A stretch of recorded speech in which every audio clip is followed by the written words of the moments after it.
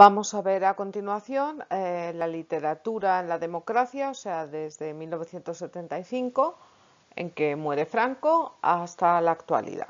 Primero vamos a conocer un poco el contexto histórico, pues para comprender un poco la influencia que tiene en la literatura. En 1975, la muerte de Franco pues da paso al cambio político que se ha conocido como la transición. A raíz de la muerte de Francisco Franco, pues van a empezarse a dar una serie de cambios vertiginosos, porque todo este proceso sucede en un tiempo bastante corto y que van a dar lugar a una sociedad española pues completamente diferente de la anterior. Eh, hay nuevas libertades políticas. Las primeras elecciones democráticas llegan en 1977 y en 1978 se proclama la Constitución que a día de hoy seguimos teniendo como norma suprema del Estado.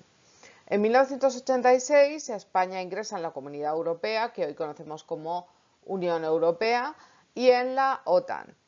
Y se va a dar un notable desarrollo de infraestructuras, de comunicaciones, van a mejorar las carreteras, el alumbrado, se van a fabricar hospitales, un montón de cosas. Y a su vez, pues, se desarrolla la industria y la tecnología. Y luego, pues, con la llegada de estas libertades, cada 4 años se van a celebrar elecciones generales, que son las nacionales, autonómicas, por regiones, por el estado de las autonomías y municipales en cada municipio. Se va a producir un despegue económico del país y va a empezar a sentirse en España, lo mismo que en el resto de los países, la revolución tecnológica. ¿Qué literatura va a predominar en esta época? Pues una literatura de consumo. Se van a imprimir un montón de libros, va a haber un montón de premios literarios y tanto el Estado como las autonomías van a dar subvenciones a escritores. Y luego, con la creación del Estado y las autonomías, pues este apoyo y estas subvenciones no van a ser únicamente a nivel nacional, sino también a nivel de las autonomías, lo que va a favorecer pues que se produzca literatura en las diferentes lenguas del Estado, o sea, que se produzca literatura en euskera, en catalán y en gallego. ¿Qué etapas se van a ver desde esta época? Primero, la etapa de transición democrática, que es lo que hemos contado desde la muerte de Franco en 1975 hasta 1982. En esta época pues, se instaura la monarquía parlamentaria con Juan Carlos I y se implanta un sistema democrático, como ya hemos dicho, con las primeras elecciones en 1977 y la aprobación de la Constitución en 1978.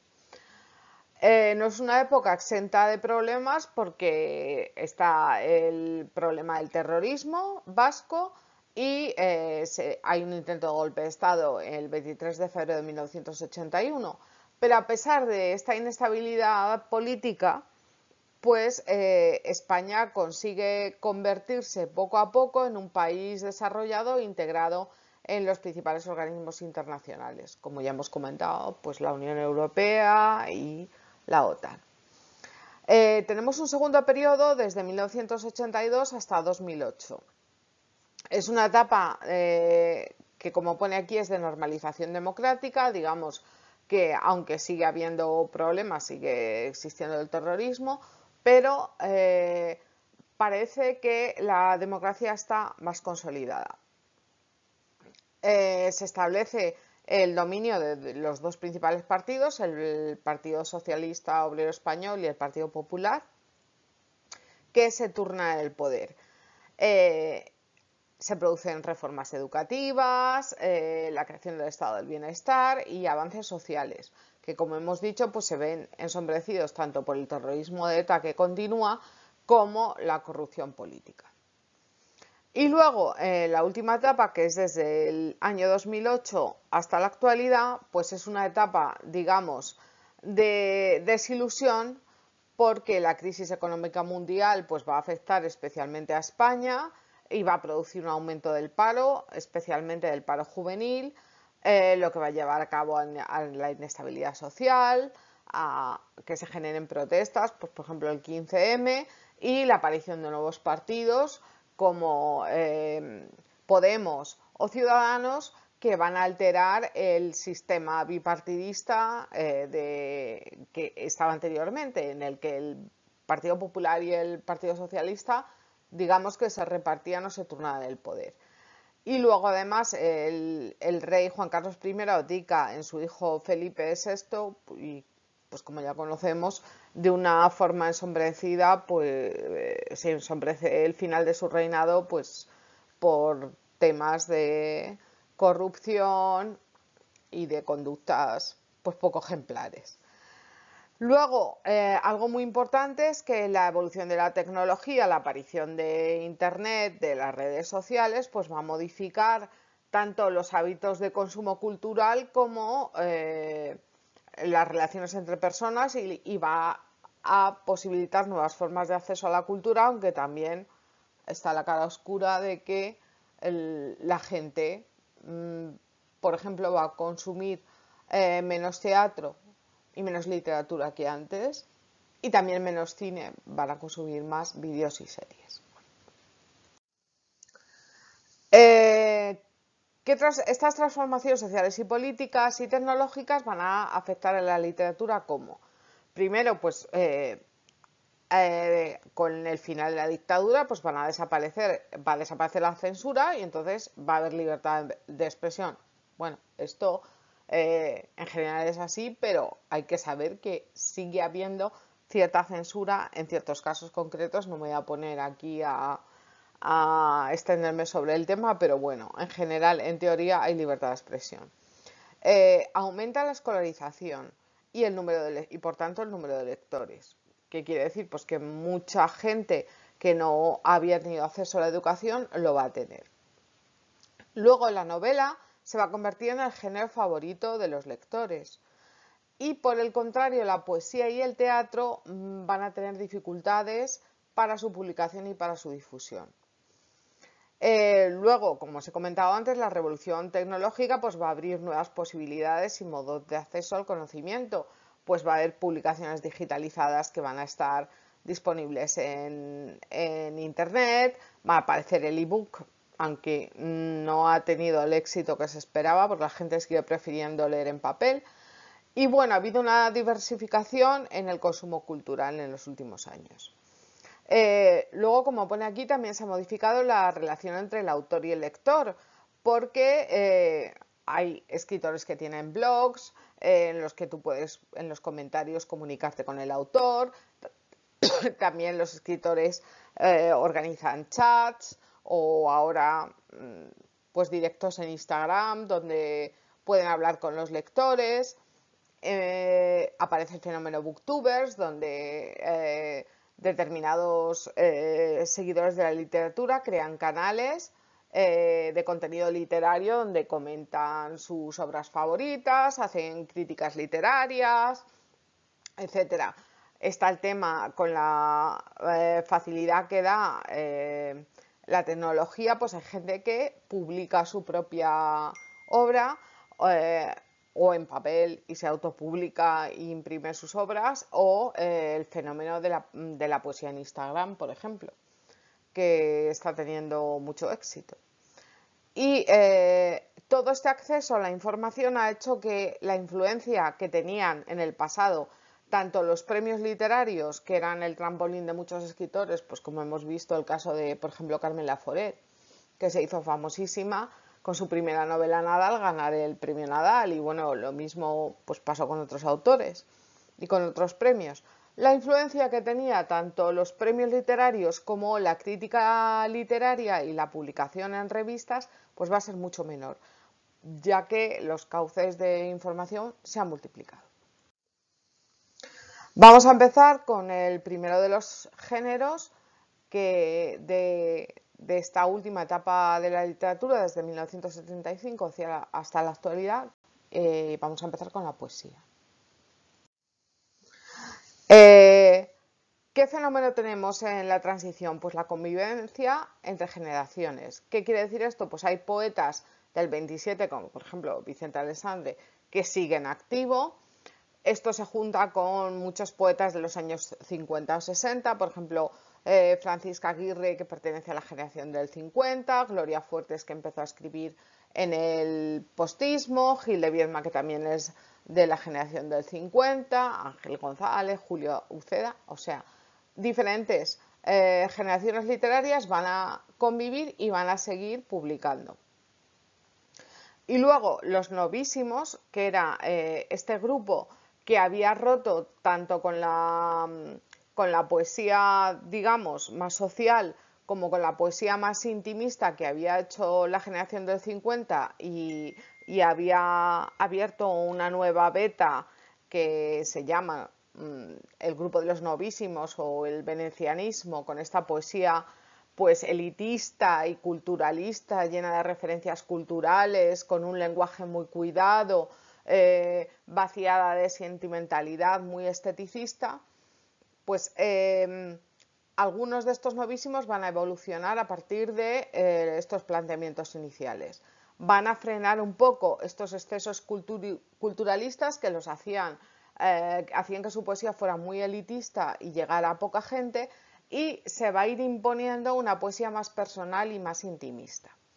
Vamos a encontrar principalmente tres corrientes. Primero, la corriente culturalista, que es heredera un poco pues de este culturalismo, de esta poesía llena de referencias culturales al cine, a la literatura pasada, a la mitología, al jazz, a la música, al cómic, a la cultura extranjera.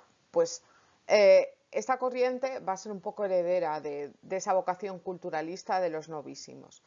Y entonces, por ejemplo, los poemas se van a centrar en un dato, en un suceso, en un personaje de la historia cultural, y a partir de ahí se va a construir el poema, que muchas veces va a ser como un monólogo dramático, como si un actor estuviera hablando, reflexionando pues sobre ese suceso o sobre ese personaje de la historia. Luego tenemos una corriente clasicista, que lo que va a hacer es recuperar tanto la métrica como el estilo de los clásicos del Renacimiento y del Barroco, o sea, volver a utilizar, o también de movimientos más recientes como el modernismo, que van a hacer, pues van a recuperar el soneto, el romance, la métrica más clásica y los motivos más clásicos, pero adaptándolos a una sensibilidad más contemporánea. Y luego, por último, vamos a tener una corriente experimental que va a estar vinculada con la vanguardia. De aquí vienen también algunos novísimos que también tenían cierto encaje con las vanguardias, aunque también tenían mucha influencia pues de la poesía que se hacía en el extranjero y del modernismo, con este afán elitista y esteticista. Entonces, una de las cosas que pasan a esta poesía de corriente experimental y que tiene que ver, por ejemplo, con los novísimos, es la creación de poemas visuales, que esto ya lo habíamos visto en las vanguardias, con el cubismo y con la creación de estos caligramas, estos poemas que eran a la vez literarios y visuales, y con los collages, que es pues, ir pegando elementos que pueden ser fotografías, fragmentos de texto, elementos de diferente naturaleza para crear un texto que sea, pues eso, igual que los caligramas, a la vez visual y literario. También en esta corriente experimental va a aparecer la metapoesía. ¿Qué quiere decir esto? Pues poemas que van a reflexionar sobre la naturaleza de la propia poesía, sobre cómo se escribió un poema o sobre qué significado tiene la poesía. O sea, es poesía que reflexiona sobre la poesía. Y también va a aparecer una poesía muy minimalista y muy condensada en esta corriente, que va a ser muy cercana a la poesía pura que conocemos ya por Juan Ramón, y también está influida por la poesía oriental, por ejemplo por el haiku, que son poemas muy cortos, orientales, que lo que intentan es fijar un sentimiento o un instante de belleza y condensarlo en muy poquitos versos. ¿Qué corrientes importantes se va a dar en los años 80 y 90? Pues la poesía de la experiencia. ¿Qué significa la poesía de la experiencia? Pues es una poesía que hace una recuperación de la poesía de raíz realista, digamos, alejándose de el mundo más elitista y más imaginativo y más alejado de la experiencia personal, que era el de los novísimos, y van a volver a la poesía más íntima, más cercana a la experiencia personal del poeta. Entonces, como vemos aquí en sus características, pues va a ser una poesía que va a estar orientada a la experiencia común entre poeta y lector. El poeta va a escribir sobre su experiencia en la confianza de que el lector tiene experiencias similares y que va a poder verse reflejado en ellas. Entonces, a menudo pues van a aparecer situaciones banales o cotidianas, pues alguien que va en el metro, o que miro por la ventana y me acuerdo de aquella novia que tuve, o lo que sea. Van a predominar temas urbanos y sentimentales, aunque también pues va a caber el compromiso político, social, cualquier tipo de problema humano. Gran cuidado de la forma, porque van a tener un influjo de la poesía de los años 60, de lo que hemos visto de los novísimos.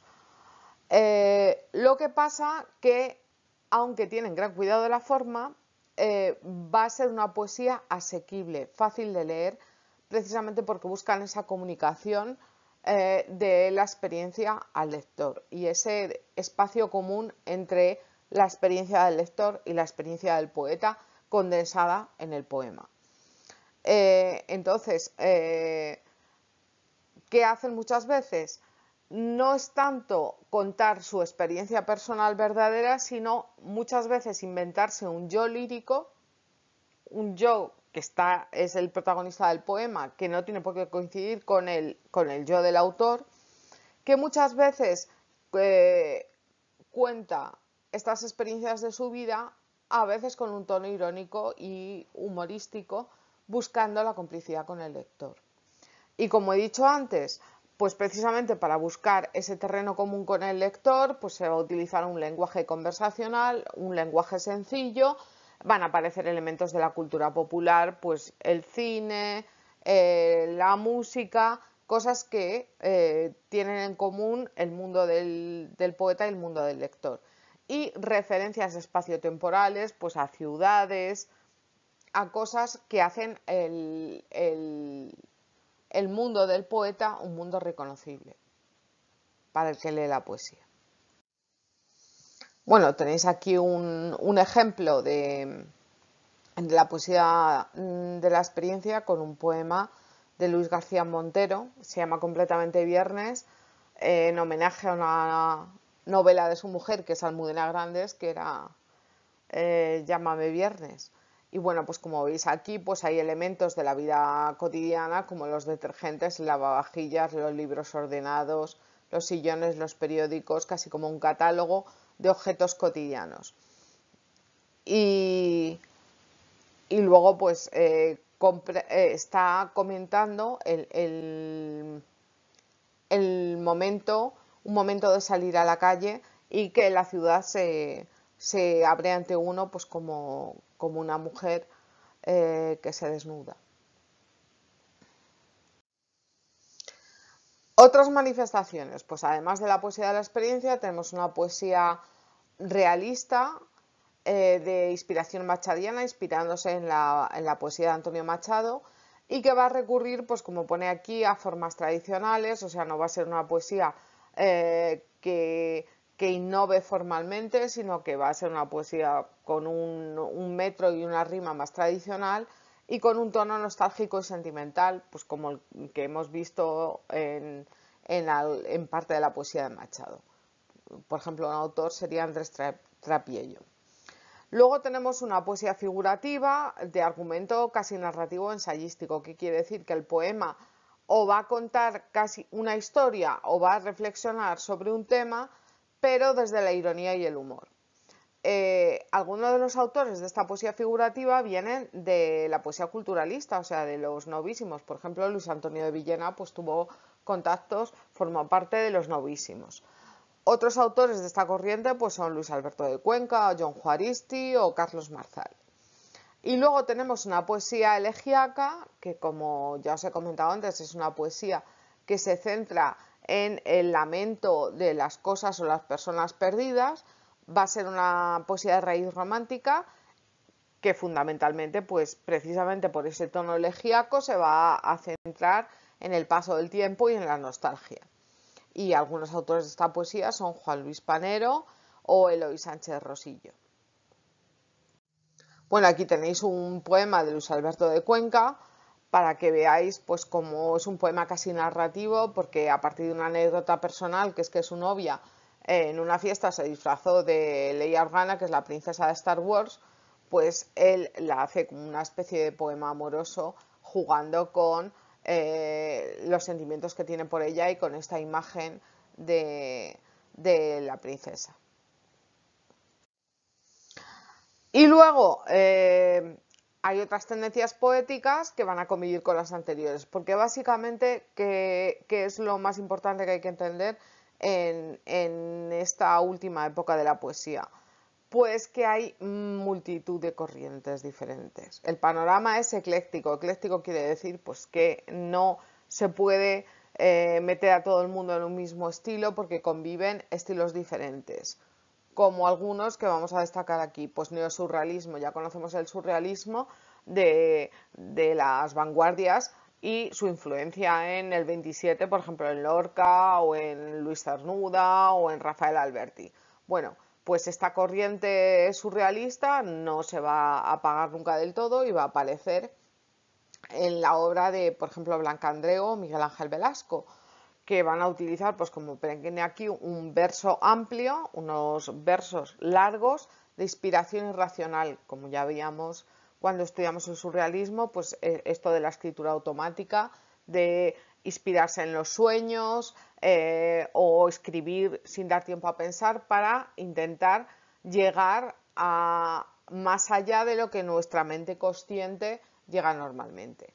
Luego hay una poesía épica coral con autores como Julio Llamazares o Julio Martínez Mesanza, una poesía más metafísica con reflexiones filosóficas y religiosas más profunda, con autores como Elvido García Valdés o Miguel Casado, poesía posnovísima, o sea, poesía de autores que, digamos, de alguna manera continúan la línea de los novísimos, como es el caso de Eduardo Haro Ibars, o otros autores que hacen una poesía muy abstracta, como Jaime Siles. Vamos, es un panorama de variedad. La poesía de la experiencia no es que haya desaparecido, porque como os pone aquí, pues sigue cautivando a poetas jóvenes como Elvira Sastre, Irene G. Irene X, Teresa Mateo, Loreto Sesma. Yo de estas señoras, pues sinceramente solo conozco a Elvira Sastre. Y son poetas con una trayectoria muy ligada a Internet, que han tenido mucho éxito en Internet. ¿Por qué su cercanía a la poesía de la experiencia? Pues por lo comentado antes, porque es una poesía muy fácil, tanto de escribir como de leer, en el sentido de que no va a utilizar ni un lenguaje difícil ni unas formas complicadas. Es una poesía más natural y más accesible para todo el mundo. Aquí pone que también se advierte el renacimiento de la lírica meditativa de tono religioso o la reaparición de manifestaciones ligadas al simbolismo o la neovanguardia.